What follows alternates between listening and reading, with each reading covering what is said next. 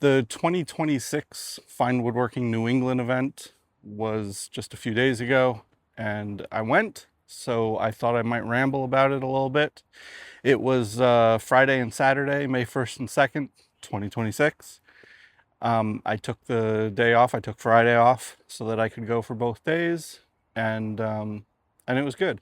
Leading up to the event, I had been figuring I should try and shoot some video. I could weave it together to make something to share here, and that might, that might be fun. And honestly, about 10 minutes into the day, when I thought about pulling out the camera, the iPhone, and trying to record something, I was not into it. I felt like this is going to get so overwhelming very quickly. So I took some photos, and I'll share some of those. The lineup of speakers and the presentations that they had, which was shared before, before it was happening, was really good. I thought it was going to be very interesting and also very frustrating because it's impossible to go to all of them. They're held in two separate locations, a room inside the Connecticut Valley School of Woodworking and a tent outside, and they overlap. So you have to choose if you want to go to this one or this one. And I thought that was going to be very difficult. And it was. I tried to go to some, and others, you know what, I spent a little too much time here or there looking around, and the room's already full, so I'm just gonna wait 20 more minutes and go get a seat for the other one, which was fine. Like I said, they were all really good, and I was looking forward to most of them. So I wasn't concerned if I didn't get to see this one or that one. Unlike last year, this year the weather cooperated quite a bit. Friday was really nice, very sunny and warm, and that's important because that means all the vintage tool dealers will show up, and they'll have stuff for sale.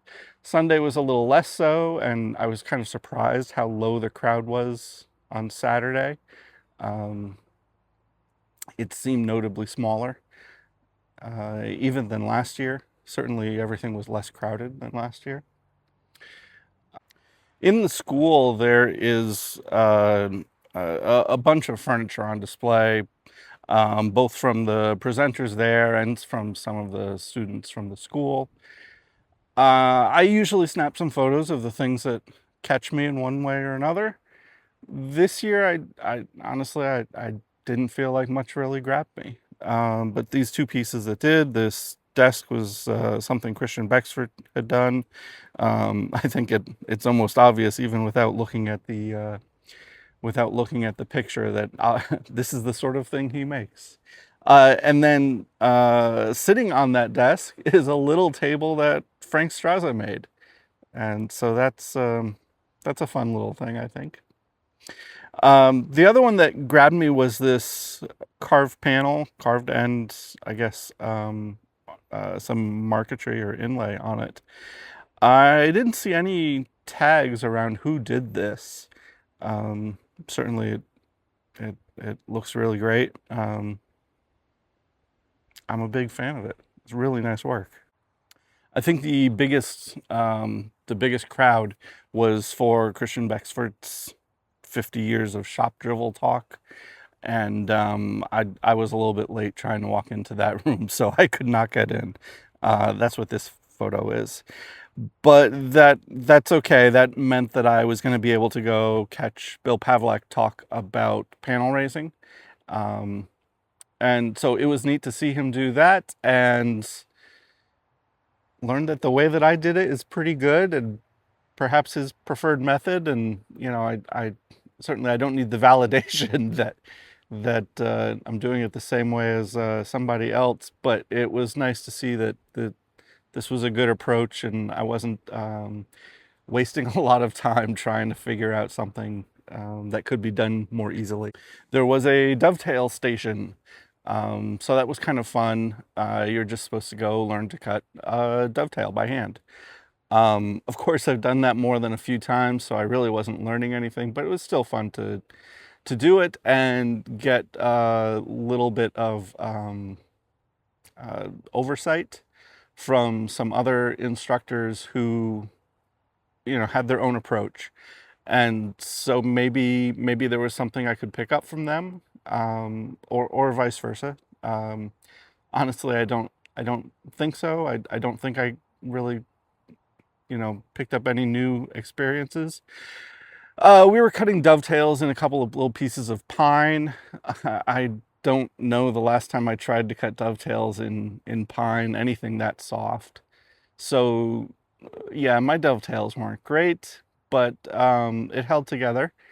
And I think maybe the thing that I learned there was that working with such soft wood, I needed to shift where I was cutting my pins, cut tails first, of course.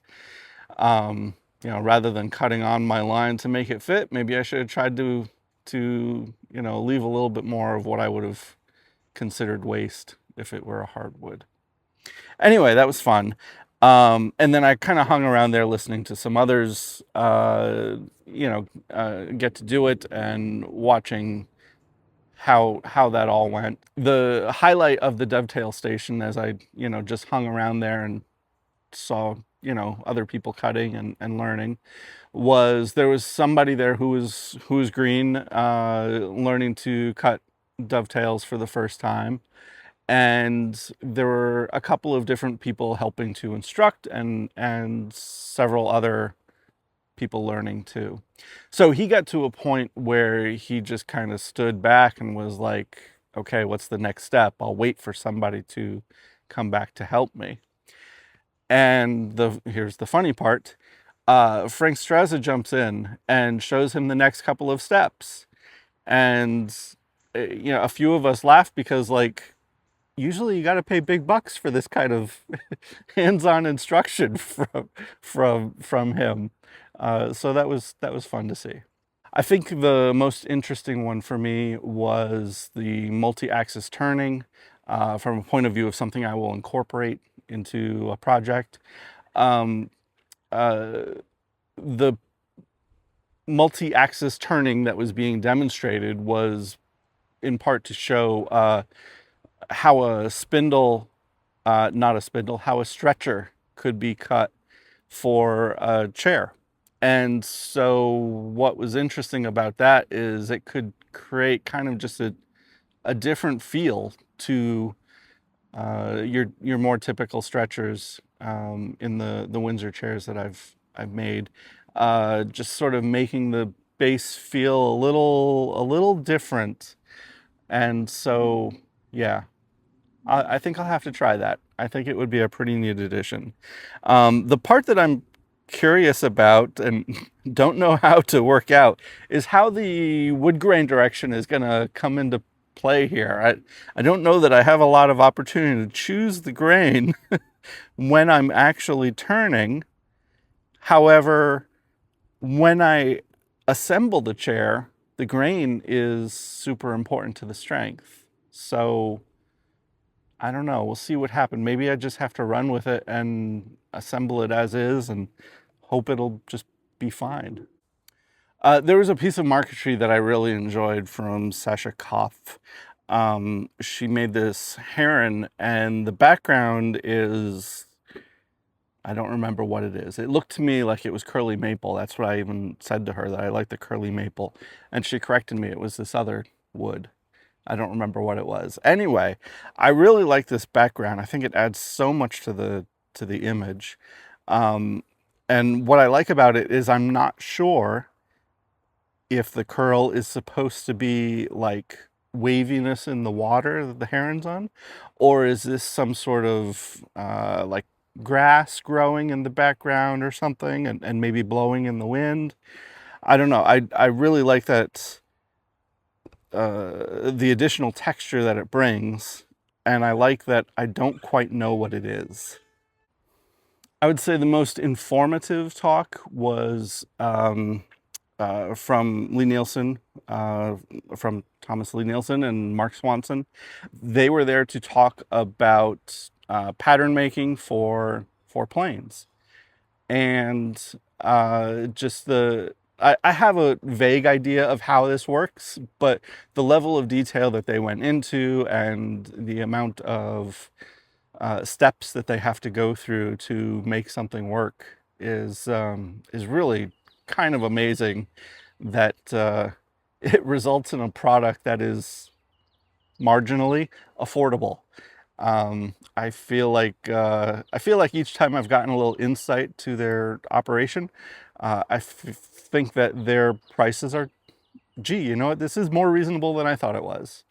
I've gone to the open houses a couple of times and taken tours of their space, but this kind of filled in another blank of how the process works to bring something to market. And yeah, the amount of effort that they're putting in order to, in order to make a plane, not just to make a plane, to make a plane at the high quality that they do is really amazing. So that was a very interesting talk, and great to see all the images, or rather to see all the pieces they brought to make the plane. I was kind of laughing a little bit in that the various pieces they were showing off were all for the number 9 miter plane, which has long been out of stock. I think even well before, I'm certain, well before the pandemic, that plane had been discontinued. So, gee, it seems an awful tease that they're showing off all the different pieces that they made in order to create a number 9 plane. And after the fact, I talked to Mark a little bit and told him that I enjoyed the presentation, but I was also a little I felt teased that they were showing the number 9. And so he said, actually, that one's coming back pretty soon. They have quite a few pieces in-house for it, and just have a little bit more to finish. I guess they had some leftovers from years ago, but they've cast the other stuff that they need, and that's going to be coming back into stock. So hey, that's cool. The other, I guess, big highlight as far as the tools go is that both were confirming that there are new tools coming, not just some of the pre-pandemic stuff that might still be missing or hard to get, but they are actually working on more new tools to bring to market in the relatively near future, I guess. I mean, I certainly don't expect things to show up tomorrow or anything, but it sounds like sooner than later. There's also going to be a 50th anniversary tool, which shouldn't be too much of a surprise, but that won't be till 2031. Still 5 years away. That's not too far. And then somebody asked about the open houses. I've asked about them a few times too. They haven't happened since the pandemic. 2019 was the last one. And so what Tom said was that he's realized that the people who were really good at putting on the events aren't with the company anymore. So it's been really difficult to actually get something together. So, that would explain why the last couple of years, the answer that I've gotten is, yes, we want to do it, except then, time passes so quickly, and they aren't able to get it together. So anyway, next open house, Tom wants to have one for the 50th anniversary, for 2031. If they can make one happen sooner, they will, but there is concerted effort to make it happen for then. So yay, there'll be one of those. Boo, it's not for 5 more years. Yeah, oh well. Let's see what else. Eric Curtis was demoing the Shaper. that was a very entertaining presentation. He had great energy and, was able to kind of work with the crowd a little bit to just have fun. And yeah, it was a good demo. I would love to get an Origin. I've lusted after one for quite a few years now, and I don't know. I think the closer I get to thinking about actually purchasing, the more I hesitate because I don't think I'm going to actually be able to use it enough to justify the cost. Um, if you've been following along, I've been working on a base for my tool cabinet for 8 months now. It's not a speed operation that I'm running here, and just trying to enjoy the process. And that means I don't actually do many projects. So I don't know that adding such a high cost tool to the shop is really a good use of the money. Anyway, still seems cool. I'd still like to have one. I got to talk to Eric afterwards and, chat with him a little bit. Again, seems like a great guy. I like his YouTube channel. You should watch it if you don't. But what I told him is, as much as I like his videos, woodworking is hard is so much better. Woodworking is hard is a very highly recommended channel if you're not following. Saturday wound down, I feel like, kind of early. By lunchtime, I feel like the crowd was dispersing. Rain was starting to come in, so the outside dealers were starting to pack up. The ones who aren't under the big tent were starting to pack up, and by 2 o'clock, it was mostly dead. Even though it was officially open till 5. Yeah, I ended up leaving by about 2:30. So that was it. So yeah, FineWoodworking New England 2026. Definitely worth going to. It's not too far from me, so that makes it easier to justify. But it was a good time, and I'd buy another ticket. I did not buy any tools. That pains me a little bit. I did not buy any tools. I guess I just feel like my kit is pretty well fleshed out. I have most everything that I need. So it's kind of disappointing not to be able to find something out there with the all the vintage dealers and hand tools that are on display there. I did buy the 3 sort of show special fine woodworking shirts. This is not one of them, of course. This is a mortise and tenon shirt. Yeah. Anyway, thanks for watching. Hope you enjoyed it. Questions or comments, leave them below. Bye.